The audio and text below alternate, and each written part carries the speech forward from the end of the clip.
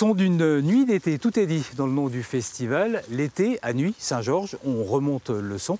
L'édition 2025 va bientôt commencer. C'est pas n'importe laquelle cette année, c'est la 20e.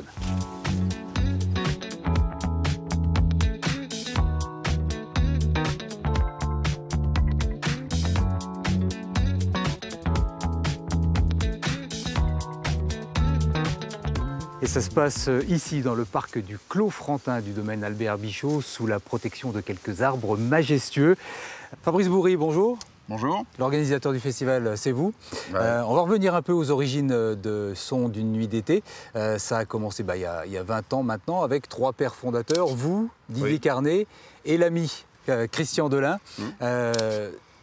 Ça a commencé après un bon repas, forcément. Voilà, c'est ça. Après un bon repas, on s'est dit, il n'y a pas grand-chose entre Dijon et Beaune. Donc on s'est dit, pourquoi pas faire un petit festival pour voir, quoi. Donc moi, j'avais pas mal de copains qui avaient des groupes.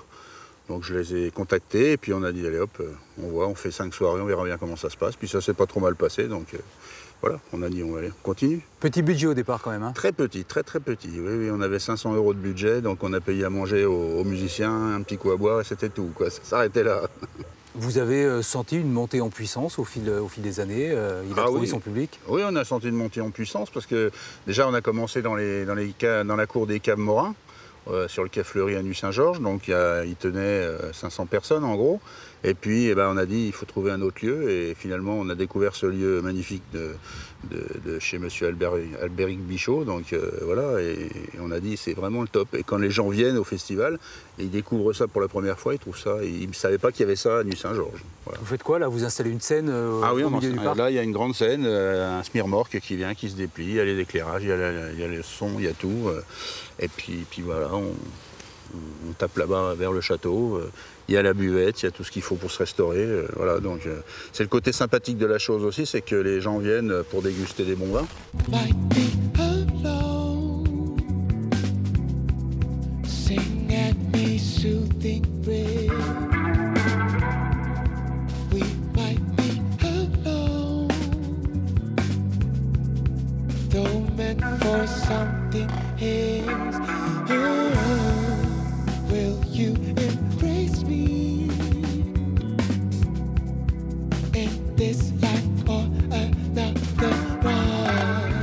Ce qui a changé quand même cette année, c'est le nombre de concerts, hein, je crois. Hein. Oui, cette année pour la 20e, on a dit on va faire 3 concerts par soir au lieu de 2.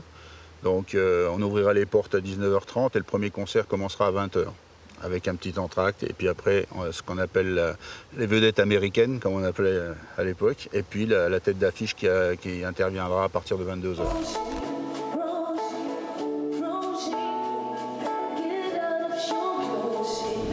Est-ce mon ange ou mon démon qui va gagner cette compétition? Suis-je un rebelle ou un mouton? La soumission ou la révolution? Je serai toujours fidèle, car tu es l'âme de notre maison. Et je sais que nous vieillirons ensemble.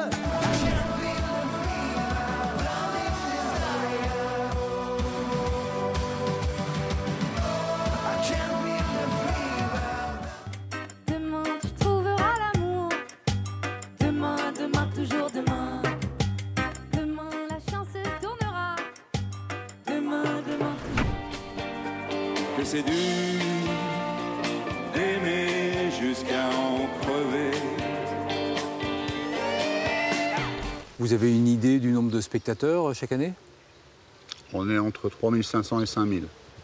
Avec une grande inconnue quand même, celle qui fait peur, surtout aux viticulteurs, la météo? La météo, oui. Pour moi l'idéal c'est une belle canicule. Mais bon, parce que ça veut dire aussi qu'on peut faire une belle buvette et puis les soirées sont quand même plus agréables quand on a le beau temps.